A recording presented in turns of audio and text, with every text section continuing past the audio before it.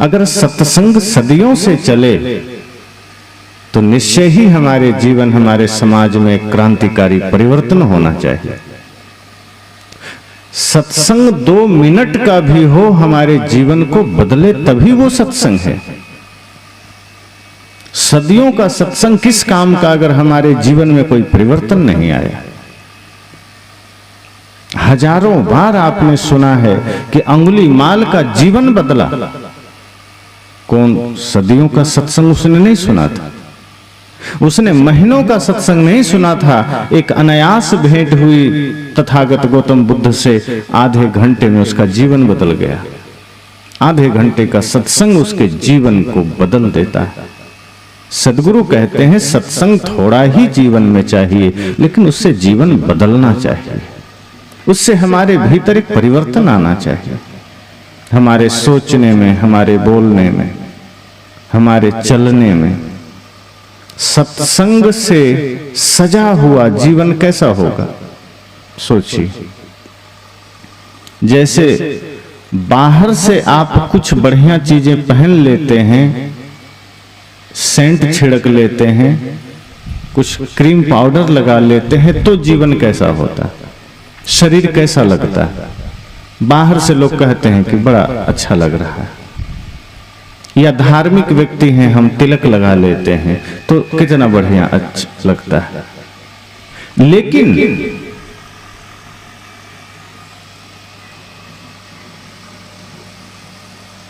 अगर हमारा मन, हमारा विचार सत्संग से सज जाए तो हमारा जीवन कैसा होगा? तब हमारा जीवन का स्वरूप कैसा होगा?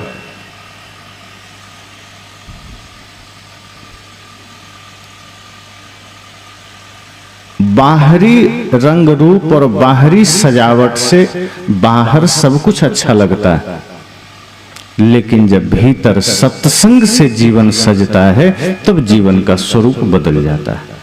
फिर वो व्यक्ति जब बोलेगा, जब व्यक्ति सत्संग से ओतप्रोत हो जाता है, सत्संग के रंग में रंग जाता है, तब उसका जीवन कैसा होता है? फिर उसका बोलना, जो कुछ भी बोलेगा लगेगा जैसे कि उसका बोलना प्रार्थना है, धर्म है। फिर उसका चलना ऐसा लगेगा जैसे एक एक कदम तीर्थ की ओर चल रहा है। उसका सोचना जैसे कि सदैव वह आत्मचिंतन कर रहा है। उसका झाड़ू लगाना भी ऐसा लगेगा जैसे कि परमात्मा के आंगन में वो झाड़ू लगा रहा है, वो पूजा कर रहा है। उसका भोजन बनाना ऐसा लगेगा जैसे परमात्मा का प्रसाद बना रहा है, वो भोजन फिर प्रसाद बन जाता है। जिसका जीवन सत्संग के रंग से रंग गया, फिर उसका जीने का ढंग बदल गया, सोचने का ढंग बदल गया, उसका बोलने का ढंग बदल गया। बाहर भीतर दोनों शुद्ध हो गया, बाहर भी शुद्ध हो गया, भीतर भी शुद्ध हो गया। तो सत्संग से, सत्संग के रंग से हमारा जीवन किस तरह हो जाता है? फिर व्यक्ति चलता है तो उसके चलने में भी नजर आ जाता है कि कोई सज्जन जा रहा है। देखने में ऐसा लगता है जैसे कोई पवित्र दृष्टि से देख रहा है। सोचने में ऐसा लगता है जैसे कोई जरूर आत्मचिंतन, जगत कल्याण का चिंतन कर रहा है। ये सत्संग का रंग है। तो अगर सत्संग सदियों से हम सुन रहे हैं तो हमारे जीवन में क्या परिवर्तन हो कि हमारा बोलना, चलना, हमारा सोचना बदल सके। अभी भजन आप सुन रहे थे थोड़ी देर पहले, रंग दे प्रभु ज्ञान के रंग में काया। एक शिष्य अपने गुरु से क्या कहता है कि हे प्रभु कृपा करना, हमारे जीवन को, हमारे मन को हमें ज्ञान के रंग में रंग देना। और शिष्य क्या कहता है? रंग ना ले इस पापी मन को, हे गुरु देव, अगर आपने विलंब किया, आपने देरी किया इस मन पर ज्ञान का रंग चढ़ाने में, तो माया तैयार बैठी है, वो पहले ही हमें रंग देगी। और कहीं यह मन, यह जीवन, यह शरीर माया के रंग में रंग गया तो सब चौपट हो जाएगा। यदि माया का रंग चढ़ गया तो फिर जीवन में सब पुण्य नष्ट हो जाएगा, सारा धर्म नष्ट हो जाएगा। इसलिए शिष्य कहता है कि हे सद्गुरु कृपा करना, ज्ञान के रंग में रंग देना, हमारे जीवन को ध्यान के रंग में रंग देना, प्रेम के रंग में रंग देना, भक्ति के रंग में रंग देना। अगर आपने इस जीवन को ज्ञान के रंग में न रंगा तो माया तो एकदम तैयार लेकर बैठी है, काम क्रोध लोभ मोह ईर्ष्या द्वेष का रंग लेकर बैठी है, वो सब रंग एक साथ डाल देगी। और यदि माया ने अपना रंग चढ़ा दिया तो हमारे जीवन में काम का, क्रोध का, छल का, कपट का, ईर्ष्या का, द्वेष का रंग इस कदर चढ़ जाएगा कि फिर उतर नहीं पाएगा, सदियों लग जाएंगे उतरने में। फिर बाहर सब कुछ चलता रहेगा लेकिन भीतर माया का रंग हमें परेशान करता रहेगा। इसलिए सत्संग थोड़ा ही हो, कुछ समय का ही हो, लेकिन उससे हमारे जीवन में परिवर्तन तो आए, उससे हमारे जीने का ढंग तो बदले, सोचने का ढंग तो बदले। नहीं बदलता, हमारा जीने का ढंग भी नहीं बदल पाता, सोचने का ढंग नहीं बदल पाता। सत्संग सुने, जैसे ही घर गए भाई से विवाद हो गया, माँ से झगड़ा हो गया, पति से झगड़ा हो गया, पड़ोसी से झगड़ा हो गया। सत्संग का हम प्रयोग नहीं करते। एक आदमी ने तो कहा कि सत्संग की बात ठीक है, पंडाल तक, घर में आएंगे कोई गाली देगा तो हम छोड़ देंगे। हमने कहा फिर सत्संग का अर्थ क्या हुआ? सत्संग सिर्फ पंडालों के लिए नहीं है कि हाँ पंडाल में सत्संग सुना और काम बन गया। यहां तो हम सिर्फ कुछ बातें जानते सुनते हैं। असली सत्संग तो घर में होना चाहिए, असली सत्संग तो बाजारों में होना चाहिए, परिवार में होना चाहिए, समाज में होना चाहिए। हमने सत्संग में बहुत कुछ सुना, जाना, समझा, 2-3 घंटे खूब बढ़िया से मंथन किया और घर गए तो फिर वही के वही हो गए, वही विवाद में चले गए। आदमी कहता है कोई बुरा बोल दिया, कोई आलोचना कर दिया, कोई निंदा कर दिया, हम कैसे छोड़ देंगे? सद्गुरु कहते हैं अगर किसी की आलोचना से आपके भीतर आक्रोश पैदा हो गया, अगर आपके भीतर चिंगारी पैदा हो गई, इसका मतलब ज्ञान आपके भीतर नहीं गया, वो बुराई ही चली गई, इसलिए तो आपके भीतर चिंगारी पैदा हुई। अगर सत्संग हृदय में जाता तो चिंगारी पैदा नहीं होती, आक्रोश पैदा नहीं होता। हम लोग महात्मा बुद्ध की बात कितनी बार याद करते हैं कि जब उनको किसी ने गाली दिया तो मुस्कुरा दिए। ये क्या छोटी बात लगती? सुनने में बहुत छोटी लगती है कि बुद्ध को कोई गाली दिया वो मुस्कुरा दिए। गाली देने पर भी मुस्कुरा दे वो कोई बुद्ध ही हो सकता है, बुद्धू से नहीं होगा। अगर कोई गाली दे और जो बुद्धू है अर्थात जो ज्ञानी नहीं है, वो तो पलट करके सोचेगा इसको गोली दे दें, गाली से काम नहीं चलेगा। हमको किसी ने गाली कैसे दे दिया, हिम्मत कैसे हुआ? पर बुद्ध सूत्र देते हैं कि कोई बात नहीं, दिया उसने अपना काम किया, तुम अपना काम करो। लोगों ने कहा, भीड़ ने, कि आपको अभी 2-3 लोगों ने गाली दिया और आप मुस्कुरा दिए।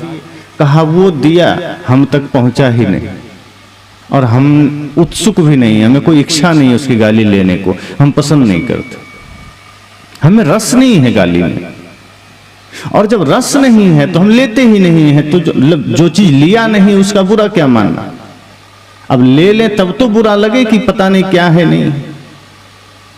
अब जैसे आप बाजार से गुजरें और किसी दुकान पर मिठाई आप लें, तो जब मिठाई लेकर खा लेंगे तभी तो पता चलेगा कि वो मीठा नहीं है, कि कड़वा है, कि पुराना है, कि कैसा है।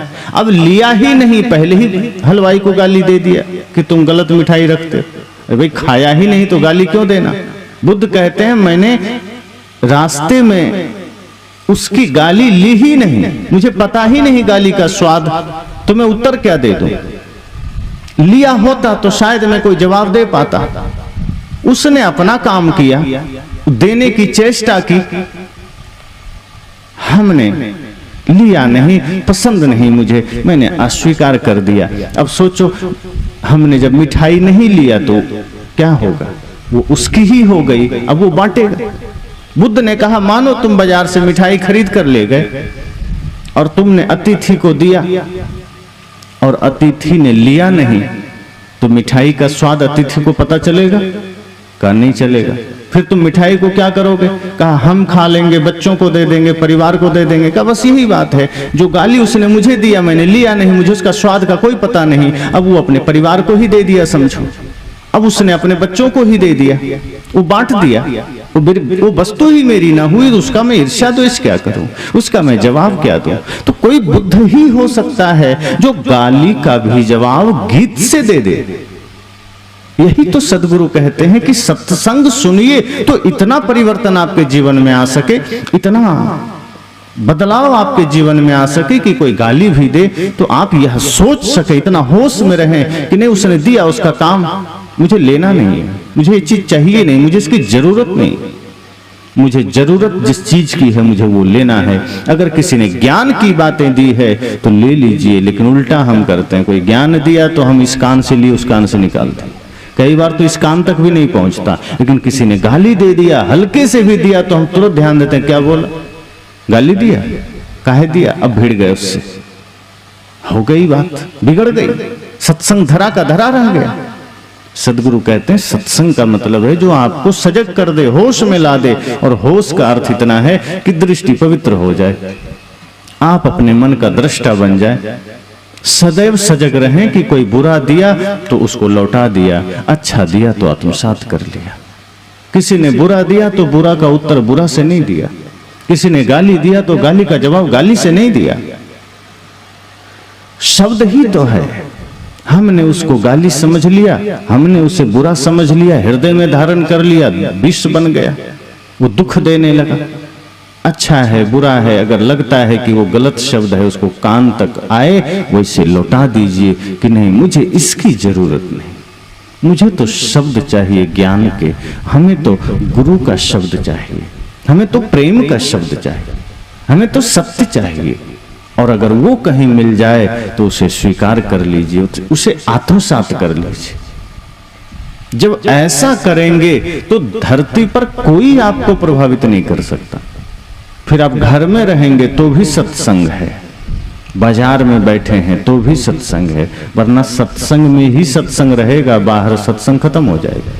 सदगुरु कहते हैं फिर वो सत्संग किस काम का जो सत्संग पंडाल तक सीमित हो जाए। आज आदमी ने चालाकी की है, सत्संग को पंडाल तक सीमित कर दिया, ज्ञान को शास्त्रों में सीमित कर दिया, और भगवान को मंदिर में सीमित कर दिया, उनको बंद करके ताला मार दिया। ये हम सब ने भी किया, सदगुरु कबीर के मंदिर बनाए, मूर्तियां स्थापित की, ताला मार दी। अब जब हमारी इच्छा होगी हम ताला खोलेंगे, अब जब हमारा मन, हम ताला खोलेंगे। हमने भगवान को अपने हृदय में आने ही न दिया।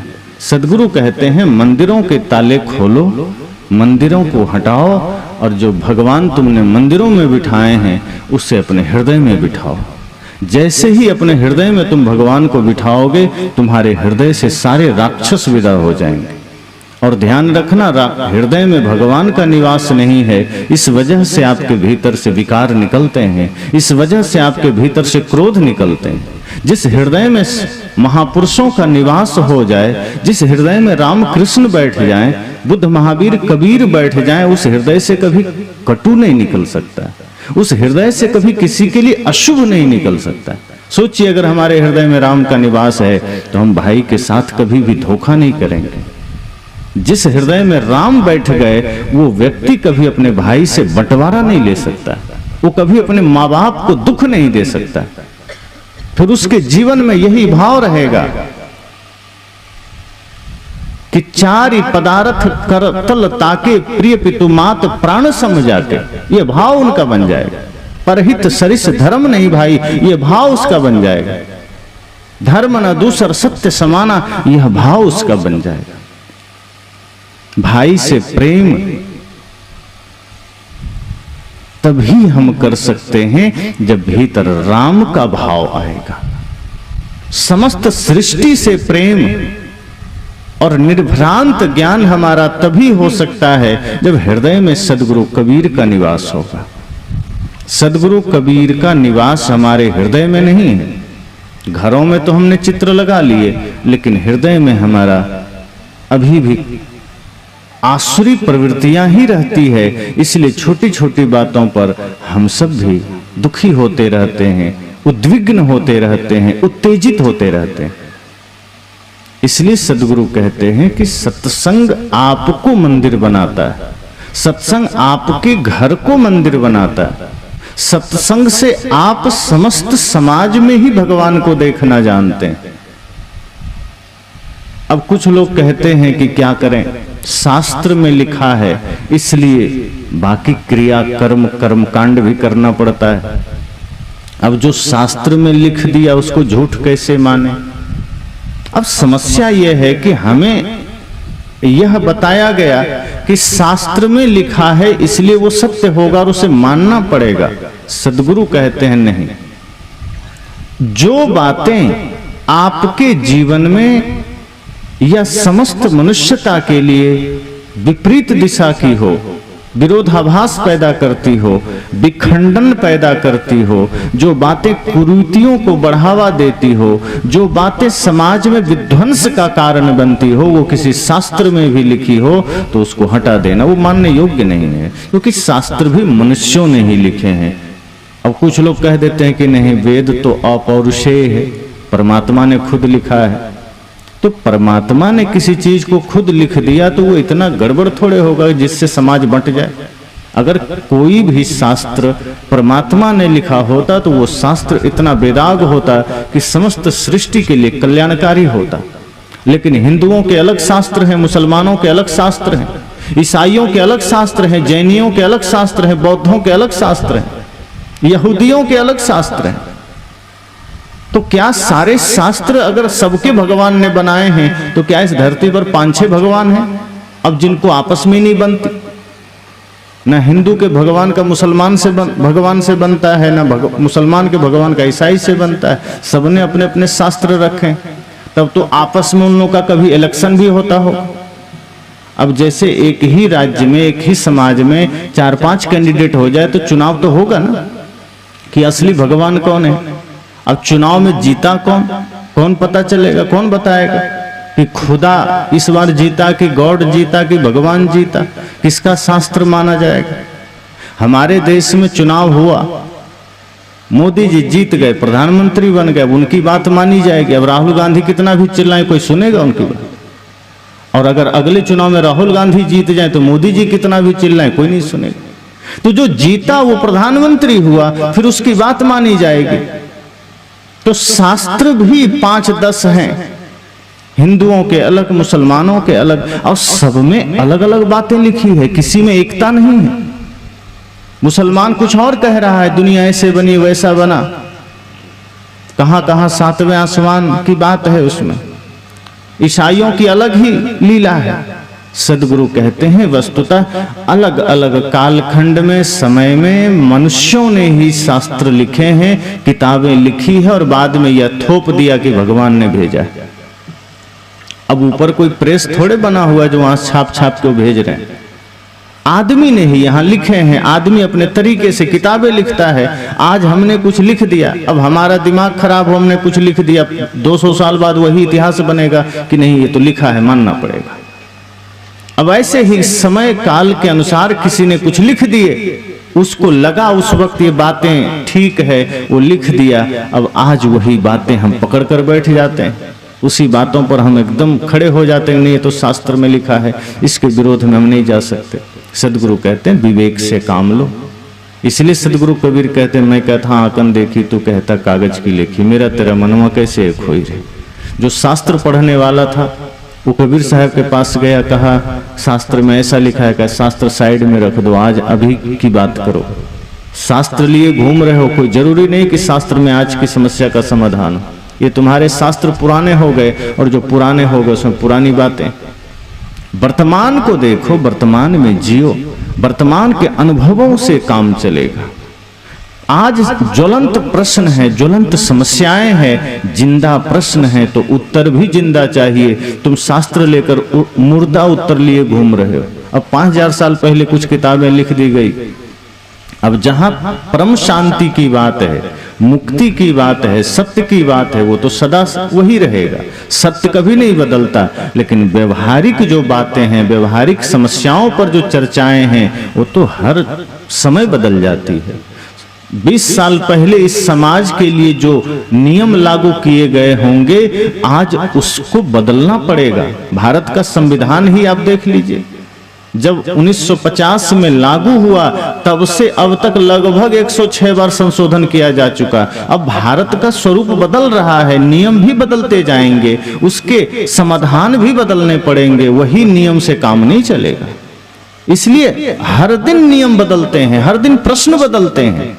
आज के दिन की समस्या अलग है, धीरे धीरे प्राकृतिक समस्याएं अलग होती जा रही है, राजनीतिक समस्याएं अलग होती जा रही है, व्यवहारिक समस्याएं, उसका उत्तर भी हमें नया नया खोजना होगा। सदगुरु कहते हैं कि मैं आंखों की देखी बात करता हूं, मैं अनुभव की बात करता हूं, और तुम किताबों की बात लिए बैठ गए कि किताब में ऐसा लिखा है तो ऐसा लिखा है। सदगुरु कहते हैं सत्संग आपको वर्तमान में जीने की प्रेरणा देता है, सत्संग आपको होश में जीने की प्रेरणा देता है कि वर्तमान में अगर आप विवेक से देखेंगे तो सबका समाधान मिलेगा। ये शास्त्र के पीछे जाने की जरूरत नहीं है, वही सच में शास्त्र है जो आपको आत्मा से जोड़े।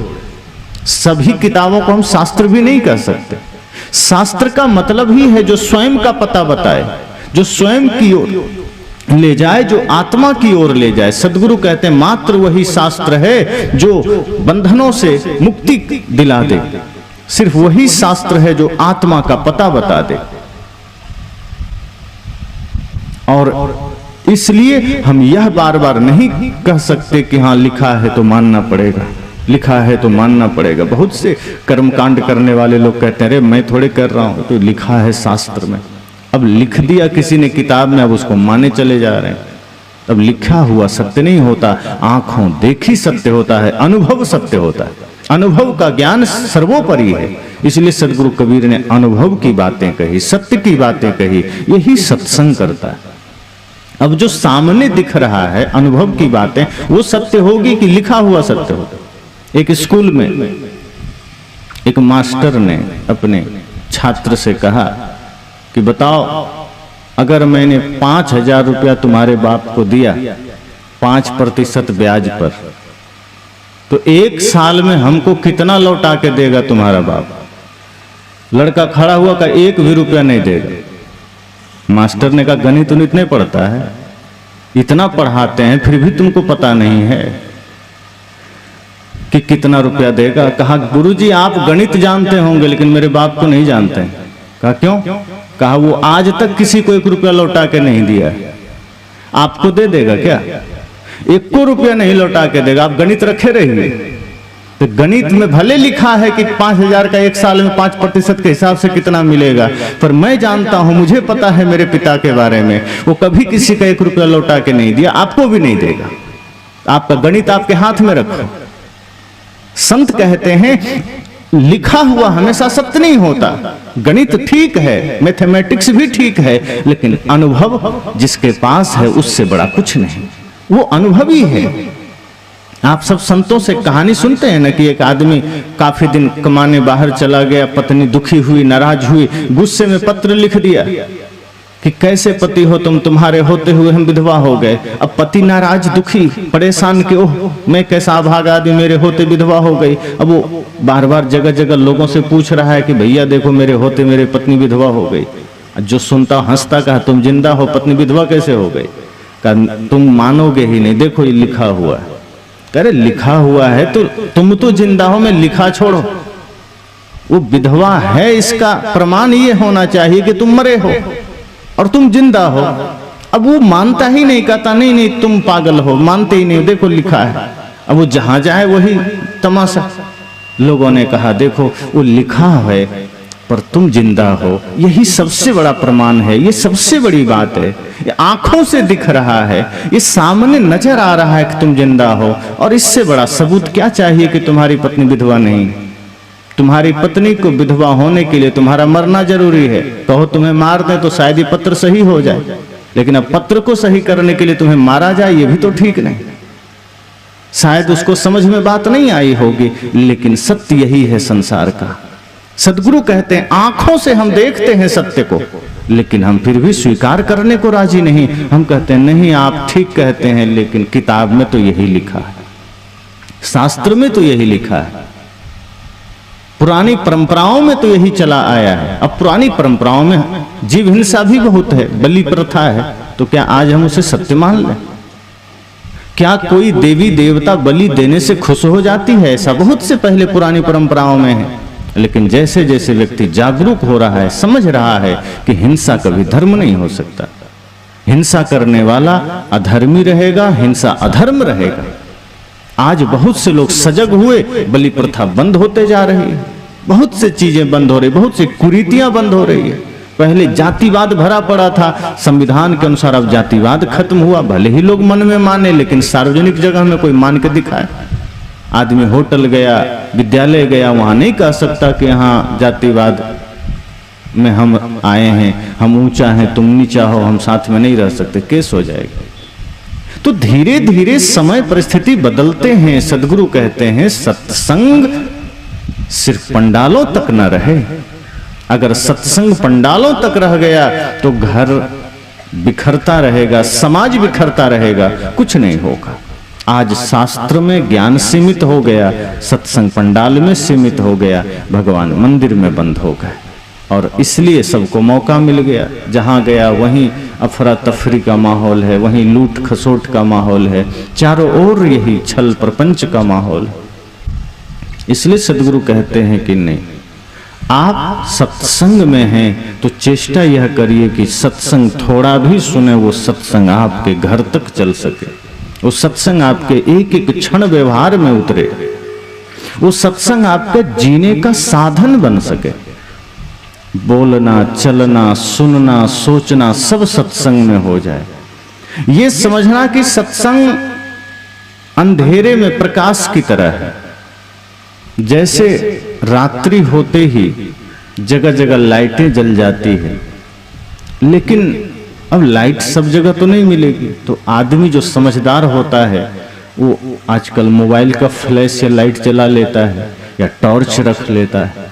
तो जो अपना प्रकाश का व्यवस्था कर लिया वो कहीं भी चला जाए रात में, उसके लिए कहीं अंधेरा नहीं है। लेकिन जो गली का प्रकाश के भरोसे है, चौराहे के प्रकाश के भरोसे है, वो अगर कहीं दूर निकल जाएगा तो चौराहा का प्रकाश वहां काम आएगा?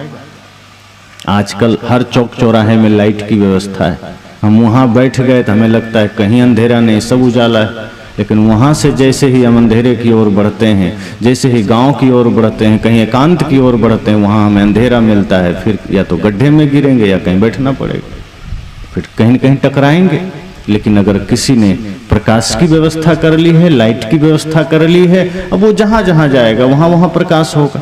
सदगुरु कहते हैं सत्संग भी समझना चौराहे का प्रकाश है। यहां आप जब तक हैं तो आपको उजाला नजर आएगा, आपको चारों ओर प्रेम नजर आएगा।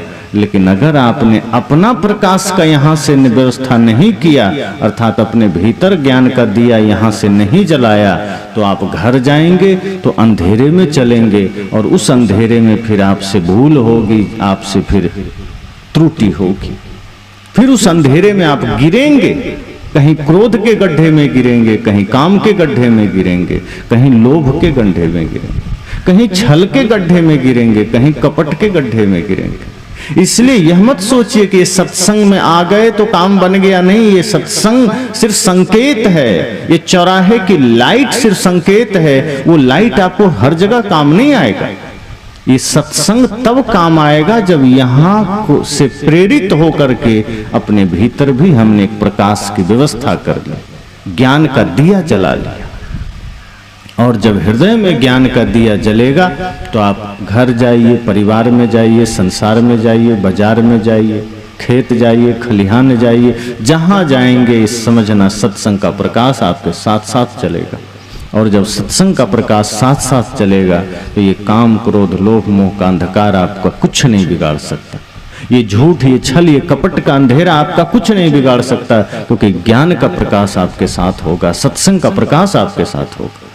पर हम सत्संग को पंडालों तक सीमित कर दिए, किताबों को हमने सिर्फ पाठ की वस्तु बना दी। आजकल रामायण का भी पाठ होता है, सिर्फ रामायण का आचरण नहीं होता। जगह जगह रामायण का पाठ होता है और छत्तीसगढ़ उसमें सबसे आगे। यहाँ रामायण का पाठ बहुत ज़्यादा होता है, लेकिन मैं 10-15 सालों से यहाँ देख रहा हूँ कि जगह जगह अंडा का दुकान उतना ही तेजी से बढ़ रहा है। और ये सिर्फ छत्तीसगढ़ की बात नहीं है, ये पूरी धरती की बात है। लेकिन जहाँ धर्म की ज़्यादा चर्चा हो वहाँ ऐसा होना, ये क्या दर्शाता है? आप बंगाल चले जाइए, वो तो पहले से सब राक्षस हैं, वहाँ मांस मछली चलता ही है, वहाँ तो भगवान को भी मांस चढ़ाया जाता है, क्या कहेंगे। लेकिन जहाँ धर्म की ज्योति जली हो और वहाँ पाठ करते करते अगर अंडा का दुकान बढ़ गया, मांस मछली का दुकान बढ़ गया, शराब की दुकान बढ़ गया, तो इसका अर्थ इतना है कि पाठ सिर्फ किताबों में हुआ, सत्संग सिर्फ पंडालों में हुआ, पूजा सिर्फ मंदिर में हुआ। उससे हमारा जीवन, हमारा चरित्र, हमारा कोई भी सूत्र जुड़ नहीं पाया। और जो जुड़ जाता है वो अंधेरे में ही उजाले बन करके सामने आता है, वो खुद प्रकाशित होता है, समाज को भी प्रकाशित करता है। हम यही चेष्टा करें कि यह सत्संग हमारे जीवन को प्रकाशित करे और फिर हम संसार को प्रकाशित कर सकें, समाज को प्रकाशित कर सकें। जैसे चंद्रमा सूरज से प्रकाश लेता है, अपना नहीं है उसका प्रकाश, लेकिन लेकर के ही सही धरती को प्रकाशित करता है। अपना तो प्रकाशित होता ही है, धरती को भी प्रकाशित करता है। इसी तरह हम भी सत्संग से, शास्त्र से, महापुरुषों से ज्ञान, भक्ति, वैराग्य का प्रकाश लेकर के हम भी समाज को दें, ताकि हमारा जीवन तो प्रकाशित हो ही, समाज में भी प्रकाश आए। जो विघटन आ गए हैं, जो कुसंस्कार आ गए हैं, जो कुरीतियां आ गई है, जो आडंबर आ गए हैं, हम उसे मिटाने की चेष्टा करें। और उसके लिए सबसे पहले अपने जीवन को अंधकार मुक्त करना होगा। हमारे ही मन में कुरीतियां हैं, संशय है, हमारे ही मन में बहुत सारे अंधविश्वास हैं। इस वजह से कई बार हम समाज का उत्थान के लिए सजग नहीं हो पाते, सोच नहीं पाते। वही आदमी उत्थान में लग सकता है जिसने अपना आत्मिक उत्थान किया है, जिसने अपना उद्धार किया है। जो व्यक्ति स्वयं को जागृत किया है वही समाज में जागरण ला सकता है। इसलिए सदगुरु कहते हैं सत्संग थोड़ा ही हो, पर वह सत्संग आपको जगा सके, और वह सत्संग सिर्फ शब्दों तक सीमित न रह जाए, पंडालों तक सीमित न रह जाए। ये सत्संग सिर्फ सुनने की चीज नहीं है कि सुना और काम हो गया। यह सत्संग जीने की चीज है, और 24 घंटे जीने की चीज।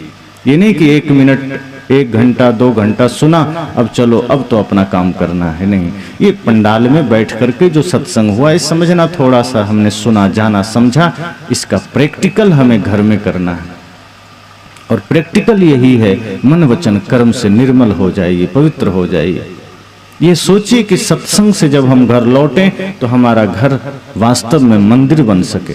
सत्संग से जब हम घर लौटें तो हमारा घर ही देवालय बन सके। और आप सब जानते हैं कि जब मंदिर कैसा होता है, जब आप मंदिर जाते हैं तो मंदिर की पवित्रता, मंदिर की जो पॉजिटिविटी है, सकारात्मकता है, आप सब जानते हैं। इस तरह से जब हम अपने जीवन को सकारात्मक बनाते हैं, पवित्र बनाते हैं, तो वो पवित्रता समाज के लिए वरदान बनती है। तो सदगुरु कबीर यह बात में विश्वास नहीं करते कि हाँ हम सत्संग में आते हैं, जाते हैं, किताब पढ़ते हैं, पाठ करते हैं। सदगुरु कहते हैं ये तो बाहरी चीजें, सत्संग में आइए जाइए, लेकिन सत्संग ऐसा हो जो सत्संग में ना भी जाइए तो सत्संग आपका जीवन ही बन जाए। मंदिर ना भी जाइए तो कर्म आपका पूजा बन जाए, आपका हर कर्म पूजा बन सके। इसलिए हमारे यहाँ कर्म को पूजा का, वर्क इज वर्शिप, कर्म ही पूजा है। आप मंदिर में कितनी देर पूजा करते हैं वो अलग चीज है, वहां आस्था से आप गए, धूप दीप अगरबत्ती जला लिए, लेकिन संत कहते हैं असली पूजा तो तब है जब आपका कर्म पूजा बन जाए। असली ध्यान तो तब है जब आप चलें और ध्यान में चलें, सावधानी में चलें। आदमी आज इतना अध्यान में हो गया, भले ही सुबह 1 घंटा ध्यान में बैठेगा, लेकिन बाहर जब निकलेगा तो 24 घंटा अध्यान में होता है, उद्वेग में होता है।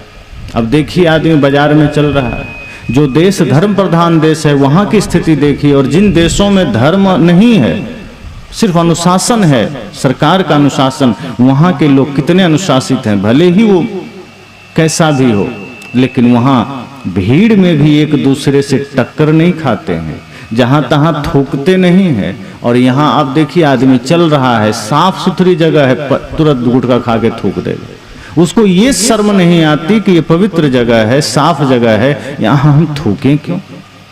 हम रास्ते में चल रहे हैं, अगर जगह कम है थोड़ा रुक जाइए, लेकिन नहीं, देख रहा है जगह कम है फिर भी घुस जाएगा, एक दूसरे से टकरा के निकल जाएगा। गाड़ी चलाने वालों को देखिए, रास्ते में थोड़ी सी जगह मिली, सूंढ़ जाके घुसा देगा, अब आप फंसे रहिए। इतना अनुशासन नहीं है, इतना धैर्य नहीं है। अब कई बार मुझे हंसी आती है कि आदमी कहता है सरकार ठीक नहीं है, सफाई पर ध्यान नहीं देती, जहां देखो वहां कचरा है। स्वच्छ भारत अभियान का नारा तो दे दिया, सफाई पर ध्यान नहीं देती। तो मैं कई बार ट्रेन में भी देखता हूं कि सफाई कर्मचारी सफाई करके गया और ट्रेन वाले वहीं खाद के वहीं कचरा डाल दिया, वहीं गिरा दिया, उधर ही कुछ भी कूड़ा कबाड़ फैला दिया, थूक दिया। अब मैं सोचता हूं अब तो मोदी जी को ही कूड़ादान लेके घूमना पड़ेगा सबके पीछे कि नहीं इसमें डालो कचरा, क्योंकि आदमी तो सुधरने वाला है नहीं। अब उनको एक एक आदमी को पीछे लगा देना होगा कि जाओ सबके पीछे खड़े रहो, कोई भी कहीं कचरा डाले तो हाथ फैला देना कि भैया इसमें डाल दो।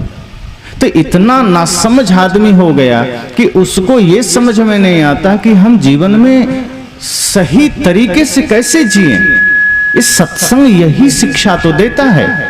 सत्संग सिर्फ ये नहीं सिखाता कि बैठ के राम राम राम राम करो। सत्संग कहता है कि आप काम भी करिए, तन से काम और मन से राम, कहीं कबीर सरे दो काम। लेकिन वो तन से काम भी व्यवस्थित करो, पवित्र करो। कहीं रहिए तो लोग कहे कि नहीं ये आदमी है। अभी तो लोग कह देते हैं अरे थोड़ा तो आदमी बन जाओ, इसका मतलब आदमी नहीं है।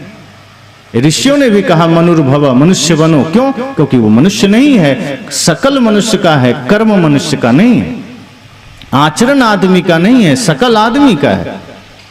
इसलिए हम गंदगी फैला रहे हैं, भीड़ में अफरा तफरी मचा रहे हैं, कचरा फैला रहे हैं, गंदगी का हिस्सा बन रहे हैं।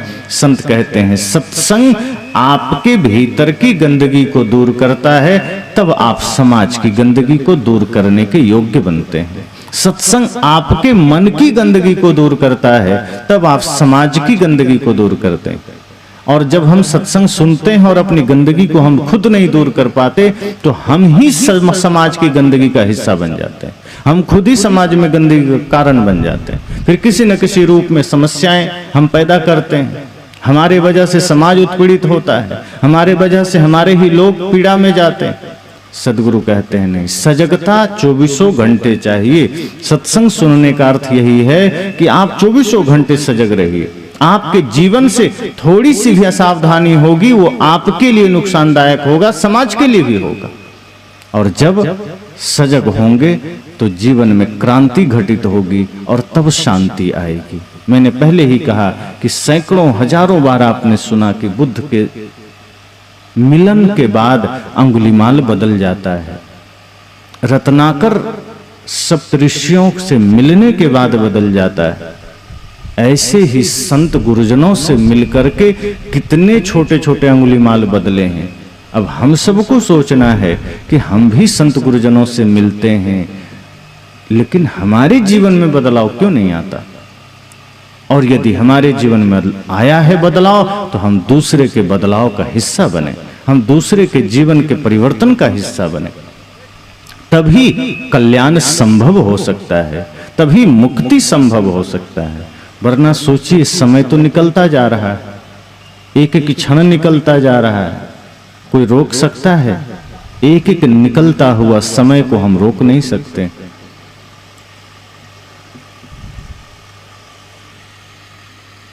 संतों ने कहा है ना, उम्र देख पल पल घटी जा रही है, निकट मौत छीन छीन चली आ रही है। निकट मौत छीन छीन चली आ रही है, समझ ले तू बंदे इशारा घड़ी का, नहीं है भरोसा जरा जिंदगी का, समझ ले तू बंदे इशारा घड़ी का, नहीं है भरोसा जरा जिंदगी का, समझ ले तू बंदे। संत कहते हैं कि जरा आंखें खोलकर तो देखिए, हम बेहोशी में जी रहे हैं, मूर्छा में जी रहे हैं और सोच रहे हैं कितना संसार बटोर लें, और इस बेहोशी में पाप पर पाप किए चले जा रहे हैं, हिंसा पर हिंसा किए चले जा रहे हैं, लेकिन यह भूल जाते हैं कि इसी बीच मृत्यु का भी आगमन होना है, निश्चय है। किसी भी क्षण किसी भी पल सामने मृत्यु खड़ी हो जाएगी कि चल तेरा समय हो गया, तब होश जगेगा कि अरे मैं तो बेहोशी में था, मैं तो संसार बटोरने में था, मैं तो छल कपट प्रपंच बटोरने में था, और अचानक जाने का समय आ गया। हम तो देख ही नहीं पाए, हम अपने शरीर के परिवर्तन को भी नहीं देख पाए, हम प्रकृति के परिवर्तन को भी नहीं देख पाए। शरीर प्रति क्षण प्रतिपल परिवर्तित हो रहा है। बचपना से किशोरा अवस्था आई, किशोरा अवस्था से जवानी आई, जवानी से अधेड़ अवस्था आई, बुढ़ापा आई, लेकिन हमने उस परिवर्तन को देखा नहीं। हम नजरअंदाज करते रहे कि अभी तो समय है, अभी तो बहुत टाइम है, और हम संसार में ही दौड़ते रहे, हम संसार के ही पीछे भागते रहे। लेकिन मृत्यु जब आकर खड़ी हो जाती है कि बस तेरा टाइम समाप्त, विराम, अब हम चाह करके भी एक क्षण बढ़ा नहीं सकते। अगर मृत्यु ने तय कर दिया है कि इस घड़ी इस मुकाम पर तुम्हारा जीवन का दिया बुझेगा, तो कोई धन संपदा काम नहीं आएगा, कोई रिश्तेदार काम नहीं आएगा कि 1 घंटा बढ़ा दे, 1 सेकंड बढ़ा दे, उपाय नहीं। इसलिए सदगुरु कहते हैं क्यों बेहोशी में जीना, क्यों मूर्छा में जीना, क्यों अंधकार में जीना। अच्छा हो कि अपने जीवन को पवित्र बनाओ, 24 घंटे सत्संग में जियो। आपका पवित्र होकर जीना ही सत्संग में जीना है। ये पंडाल में जीना ही सिर्फ सत्संग में जीना नहीं है। यहां तो सबको समय नहीं मिल पाएगा, प्रतिदिन भी नहीं मिल पाएगा, संजोग बन गया 2-4 घंटे मिल गया। सदगुरु कहते हैं मन पवित्र कर लीजिए, आप जहां हैं वहीं सत्संग है। मन को पवित्र कर लीजिए, आप जहां जाएंगे वही तीर्थ होगा। मन को पवित्र कर लीजिए, आप जो बोलेंगे वही प्रार्थना होगी। और मन गंदा है तो मंदिर जाएंगे तो भी प्रार्थना थोड़े होगी। शब्दों में प्रार्थना होगी, भीतर तो कपट ही होगा। हाथ जोड़ करके मंदिर में खड़े होंगे, प्रार्थना तो चल रही होगी ओम जय जगदीश हरे, लेकिन भीतर तुरंत यही चलता रहेगा कि कैसे घर में धन लक्ष्मी बढ़े। इससे ज्यादा मंदिर में भी नहीं सोच पाएंगे। अगर मन गंदा है तो यही सोचेंगे कैसे दूसरे की जेब कटे, कैसे दूसरे का धन लूटें, ये सोचेंगे। और अगर यह सोचेंगे तो प्रार्थना कहाँ हुई, फिर तो वो छल हो गया। सदगुरु कहते हैं फिर मंदिर में भी तुम गए तो प्रार्थना नहीं हुई, सत्संग में भी गए तो सत्संग नहीं हुआ, तीर्थ में भी गए तो तीर्थ नहीं हुआ।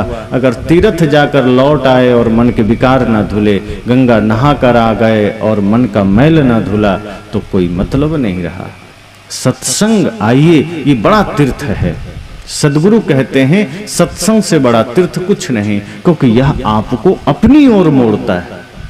सत्संग आपको स्वयं से जोड़ता है, और जब आप स्वयं से जुड़ते हैं तब आपको अपना पता चलता है, और तब आप यह जानते हैं कि यह शरीर तो किराए का मिला है, छूटेगा। तो शरीर का जल्दी जल्दी सदुपयोग कर लेना है, शरीर से गलत नहीं करना है, इस शरीर को गलत दिशा में नहीं ले जाना है, इस शरीर को हिंसा का कारण नहीं बनाना, इस शरीर को पाप का वजह नहीं बनाना है, इस शरीर को पुण्य का कारण बनाना है, क्योंकि यह शरीर पुण्य के लिए मिला है, तप के लिए मिला है, ध्यान के लिए मिला है। तो मैंने शुरू में कहा कि सत्संग बड़ी सजगता की बात है, सावधानी की बात है। यह हमारे जीवन को सजग करता है। बुद्ध कहते थे अपदीपो भव। ये सत्संग उसी वही अर्थ है सत्संग का, कि अपना दिया बनिए, सत्संग में आइए तो समझिए कि सत्संग एक ऊर्जा का स्रोत है, और हम अगर अपने जीवन को इससे जोड़ेंगे तो वो ऊर्जा हमारे जीवन को भी प्रकाशित करेगी। जैसे मोबाइल चार्ज करना हो तो आप बिजली के सॉकेट से मोबाइल को जोड़ते हैं, प्लग लगा देते हैं, तो जो बिजली वहां प्रवाहित हो रही है धीरे धीरे धीरे धीरे आपके मोबाइल को चार्ज कर देती है। ये सत्संग भी एक पावर हाउस है, ऊर्जा घर है। अगर यहां आ भी गए और अपना चित्त, अपना सुरति, अपना ध्यान, अपना लगन पावर हाउस से नहीं जोड़े तो यहां की ऊर्जा वहां नहीं जाएगी। जैसे मोबाइल को सिर्फ चार्जर के साथ ले जाके रख दीजिए बिजली के पास तो चार्ज हो जाएगा, कभी नहीं होगा।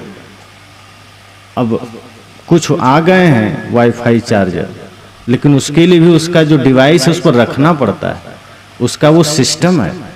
इसी तरह हम सबको भी इस पावर हाउस में उस सुरति के साथ, लगन के साथ अपने को जोड़ना पड़ेगा। और जब हम जोड़ेंगे खुद को पूरी एकाग्रता, ध्यान, निष्ठा के साथ, तब ज्ञान की ऊर्जा धीरे धीरे हमारे भीतर उतरेगी और तब हम भी चार्ज हो जाएंगे। और तब जो हम पर चार्जिंग चढ़ेगी वो किस चीज की चढ़ेगी? अभी हम सब चार्ज हैं, लेकिन अभी हम पर क्रोध की चार्जिंग चढ़ी हुई है, लोभ की चार्जिंग चढ़ी हुई है, छल कपट मोह माया की। लेकिन जब गुरु संत रूपी पावर हाउस से हम जुड़ते हैं तो हम पर फिर प्रेम की चार्जिंग चढ़ती है, सत्य की चढ़ती है, भक्ति की चढ़ती है, ज्ञान की चढ़ती है। फिर हम घर भी जाएंगे तो वो चार्जिंग चढ़ी हुई रहेगी। फिर जहां जाएंगे वो प्रेम हमारे जीवन से निकलेगा, फिर सत्य हमारे वाणी में निकलेगा, फिर हमारे आचरण से सत्संग निकलेगा, सिर्फ मुख से नहीं निकलेगा। अभी तो मुख से सत्संग निकलता है, आचरण से तो लड़ाई झगड़े निकलते हैं। मुख से भले ही मौन हो जाइए, लेकिन जिस दिन आचरण से सत्संग निकलने लगे, समझ जाइए सत्संग रूपी पावर हाउस में हम चार्ज हो गए।